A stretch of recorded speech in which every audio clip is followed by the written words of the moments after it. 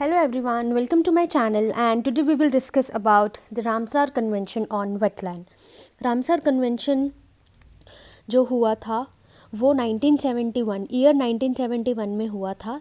Ramsar जो है वो ईरान में एक जगह है, ठीक है, ये हमें याद रखना है ईयर और रामसार कहाँ है.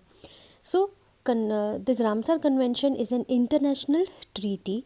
Ramsar convention signed in Ramsar Iran in 1971. Sign कब किया गया था इसको? ईयर 1971 में.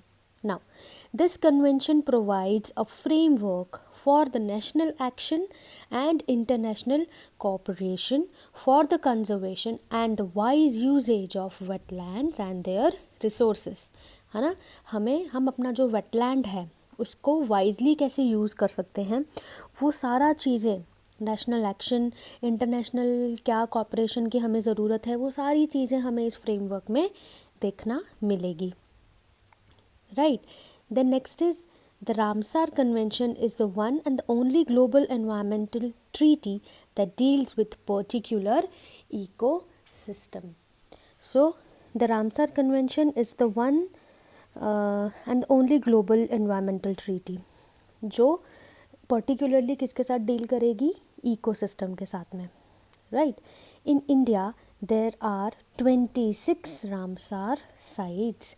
कितनी हैं इंडिया में? 26. करंटली 46 साइट्स हो चुकी हैं. द रामसार लिस्ट मेंटेन्ड, जो लिस्ट है उसका एक नाम है, उसको हम बोलते हैं मॉन्ट्रियक्स रिकॉर्ड. इसमें सारे के सारे वेटलैंड्स की लिस्ट है जो कवर होते हैं, ठीक है, रामसार कन्वेंशन के अंदर.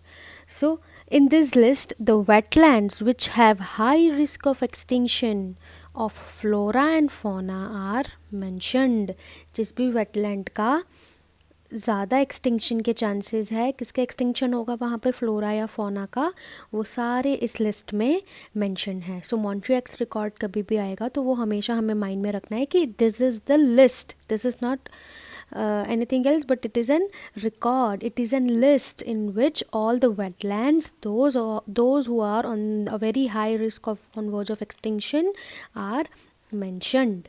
ठीक है. सो इंडिया में हम देखें तो कियालाडो नेशनल पार्क और लोकतक लेक जो है वो लिस्ट के अंडर हैं, ठीक है.